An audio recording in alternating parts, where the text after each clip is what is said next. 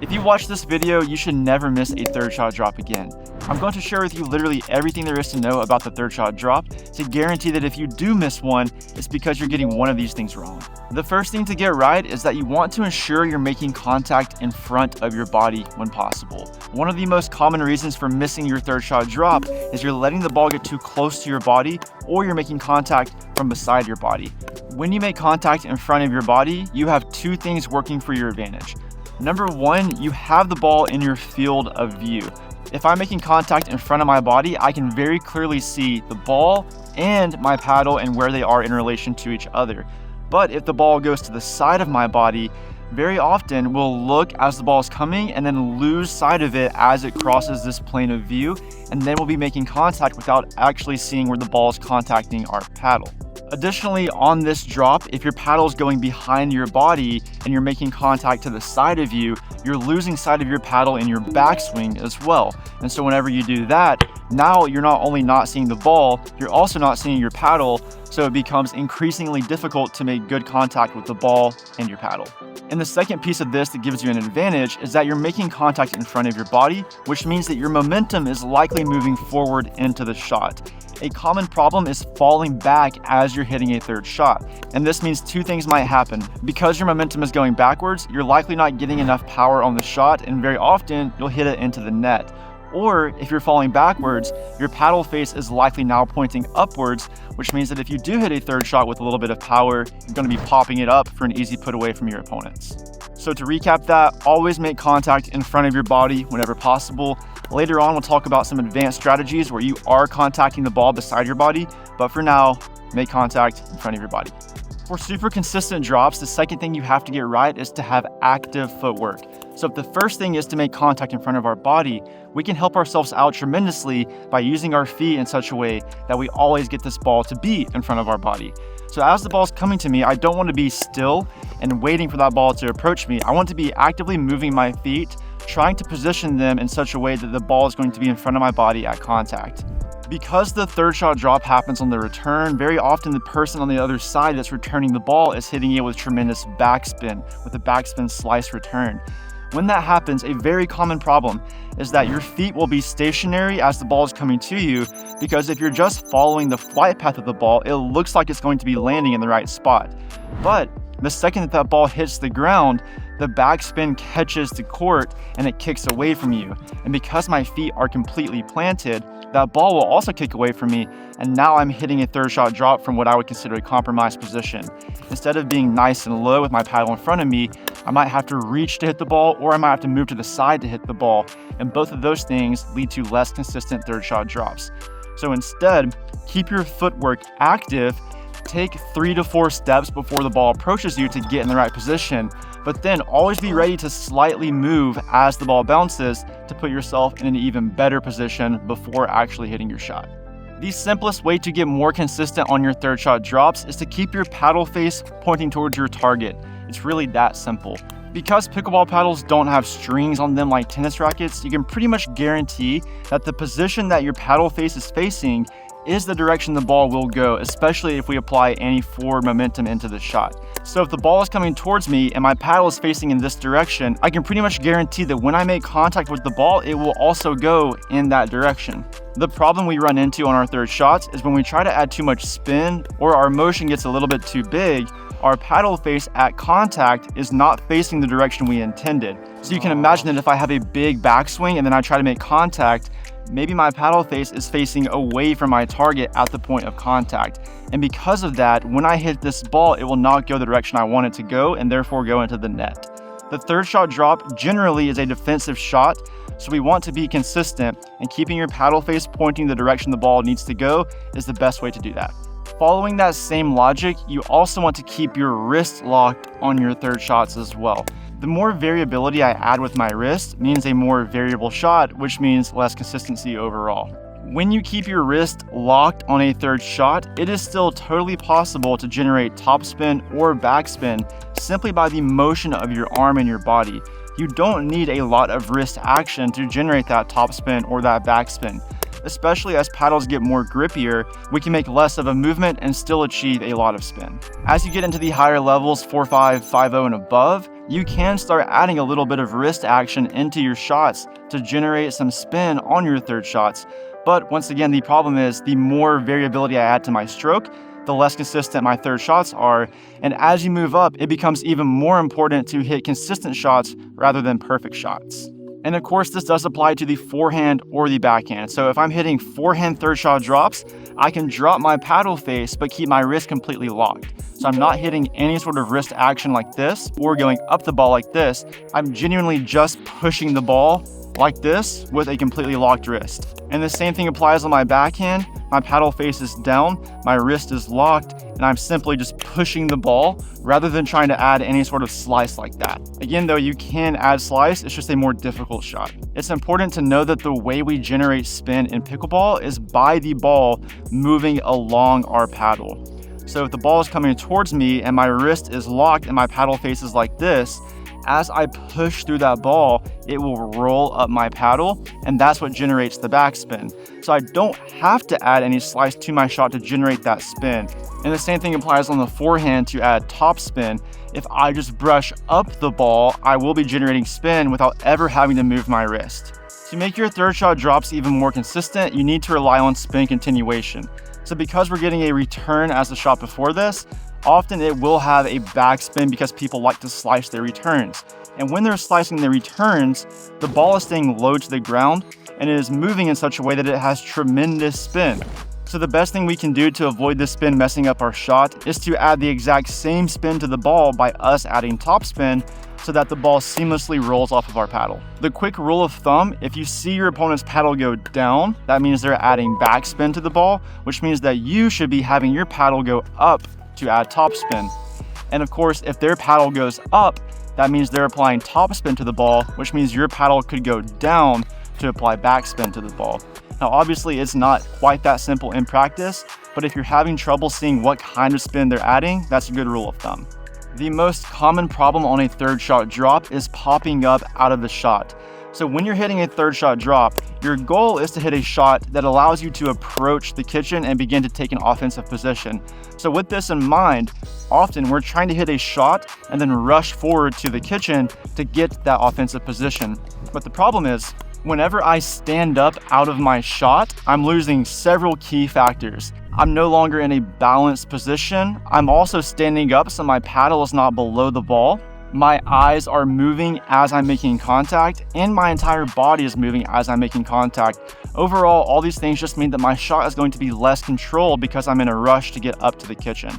So the crucial thing to do is in your third shots, make sure you're staying low, and then as you're hitting the shot, whether you're hitting a topspin shot or a backspin shot, you're maintaining that low position as you move forward through the ball. So you can move forward, just make sure you're staying low as you do it and you're not trying to rush to the kitchen by standing up. A simple thing to think about as you're hitting your third shots is to have the shot peak on your side of the court. And what I mean by that is I want the flight path of the ball to be such that it rises and then peaks around this kitchen area and then is falling as it crosses the net to my opponent. We run into problems whenever our ball is peaking on our opponent's side of the court because that means it's rising as it crosses this net, which means that they're able to take balls out of the air and be offensive, putting us in a compromised position. A general concept is that if you have someone standing at the kitchen line, I want to be hitting my third shots to where it peaks right around where their head is. So hit about head height and then drops over the net. As you're hitting the third shot drop with this kind of technique, you will inevitably leave shots high. And it's important to remember that high third shots are not the end of the point. The only way the point ends on your third shot is if you hit the ball out of bounds or into the net.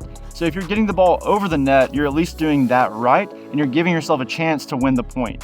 Until you develop better feel for the third shot, you will be leaving balls high, but that's good because it gives you an opportunity to practice resetting. So whenever you're hitting your third shots and you're leaving them high, don't give up on the point, but instead get into a split step position and get low in anticipation of the shot that's coming towards you. Remember that third shot drops are generally defensive and we're trying to work our way up to the kitchen. So if you are leaving balls high, it's totally acceptable to take a couple of steps backwards to get ready for the next ball that's coming towards you. The reason you're leaving your third shots high are likely because your follow through is a bit too big and you're adding too much power to your shot. So if you want to bring those balls back down into the court, focus on shot peaking, focus on making good contact in the center of your paddle, and don't have too big of a swing. If we're thinking about where to aim our third shots, it's important to know that you always have more room if you go cross court. So as I'm hitting my initial third shot and my ensuing shots as I move through transition, I want to be hitting the majority of them cross court simply because I have more room. So if I'm hitting down the line, I only have this much kitchen to work with. I think it's about 7 feet. But if I were to hit cross court, I now have all of this kitchen to work with, which is significantly more than 7 feet. And because of that simple fact, I think the editor has a triangle right here. You'll see that you have more room because you're aiming cross court, and therefore all of your drops are safer when you go cross court. You can make your life a lot easier on the third shot by not aiming towards the sideline. It's really tempting to be aiming balls on the third shot around this area of the court because we think it's going to apply a lot of pressure to our opponents, but really it does the opposite. So when you're playing more advanced players, if you're leaving balls high over here on the third shot, they can easily hop across the kitchen and hit an earning. Additionally, when you leave the ball high on the side of the court, your opponent is in a lot better position to hit attacking angles. So when the ball's in the side of the court, they're in a much better position to hit sharp attacking angles. And of course, if you hit the ball towards the sideline, you run the risk of hitting the ball out because you're aiming at the sideline. And finally, the net is higher on the side of the court. So by hitting a shot to the sideline, you just naturally have a more difficult shot because the net is higher on this side. So with all that in mind, the best place to aim your third shots is closer to the center of the court. In doubles, I think aiming at the middle is one of the best places you can hit the ball because it forces your opponents to communicate. But if you're trying to target one person or you're playing singles, probably start about 3 feet from the center, somewhere around this area, and hit the balls over this part of the net because it's lower and you don't run the risk of your opponents earning you, and they don't have as many attacking options as they otherwise would. If you're trying to add true topspin to your third shot drop, it's much easier to do it by having your paddle go over your paddle side shoulder in your follow through. If I'm trying to add topspin, I want to get below the ball and then brush up the ball. And the easiest way to ensure that I'm providing enough low to high motion to generate that topspin is by finishing over my paddle side shoulder. A really common problem on the third shots is getting on the inside of the ball and adding some unintended side spin to it. So if you think about getting on the outside of the ball before you're making contact with it, you're really going to be hitting the ball more pure than you would otherwise, and thinking about hitting the outside of the ball naturally makes us finish over our paddle side shoulder, which is what we're trying to do to generate better topspin. As you might have noticed in all of the clips up to this point, we're waiting on the ball to peak before I make contact. So before we talked about shot peaking on my side of the court as I'm hitting my third shot, talking about the trajectory of the shot, but it's also important to consider shot peaking on your side of the court before you make contact. So when my opponent is hitting a return towards me, the ball will be hitting the ground and then rising and then peaking and then starting to fall. And I want to be making sure that I'm hitting my ball right around the peak or as it slightly starts to fall. And the reason for this is that we want the ball to have the least amount of momentum possible when we're hitting our third shot drop. So this is a more controlled shot. If I can make sure that that ball is moving really slow, I'm more capable of hitting consistent shots rather than if that ball is moving fast towards me and I'm trying to take a lot of pace off of it while still hitting a controlled shot. It's just hard to do. So with that in mind, it becomes even more important to stay low in your third shot so you can wait for the ball to peak and then start to fall before you make contact to hit your third shot drop. One decision you have to make before hitting your third shot is if you're going to drive it or drop it. Here's a simple way to know which one to do. If you're forced to make contact with your feet standing outside of the court, so they hit a return, it lands deep in the court, I'm making contact from back here, it's usually smarter to hit a drive from this position. Not one that necessarily wins the point, but one that sets you up for an easier drop shot on maybe your 5th or 7th shot. But if your feet are inside of the court before you're making contact, that's a good time to drop the ball, especially as you get closer to the front of the court. It's really tempting as we get closer to the front half of the court to be aggressive from here, but you have to remember that there is a net in front of us and there's also not a lot of court to work with on the other side. So if I'm trying to be super offensive on the third shot from a ball that's up here, I'm probably going to be hitting balls that are high and balls that my opponents can easily hit back to me. So to recap, simple rule, if my feet are inside the court, hitting a drop is likely the best option. If my feet are outside of the court, hitting a drive is likely a safer option. The first tip was to make contact in front of your body. But as you get up into higher levels, sometimes it's more beneficial to make contact at the side of your body. That way you can be moving forward as you're hitting a shot. When you're doing this, the only thing that should change is your paddle angle. So when I'm in front of my body, my paddle face is usually pointing down. And when I'm at the side of my body, my paddle face goes a little bit more to the side. When I'm in front of my body, it's really natural for my wrist to be like this. But if I try to keep this same position on the outside of my body, my wrist has to turn a tremendous amount, and this is very uncomfortable. And importantly, I can't get my paddle face pointing towards my target that easily. So instead, I just relax my wrist, and now I'm hitting from the side of my body with a paddle that's pointing towards the side. It's a much more comfortable position and allows you to get on the outside of the ball, which will give you more control to make better contact. One of the things you start thinking about at higher levels, but really should be something that you think about way before that, is having a plan for your third shot before your opponent hits their return. So when I'm serving, I already should have a good idea where I'm hitting my third shot. So for example, let's say that on that side of the court, there was one opponent that was weaker than the other one. I know I want to hit my third shot to them. So when I'm serving, I want to already have that in mind so that after I serve, they return the ball, I have almost no decision to make. I just know that I'm hitting to that person no matter what ball comes back to me. This is a simple way to make your third shots much more consistent because you're not having to think about all the possibilities, and instead you just have one target and one focus, and you can just do that thing.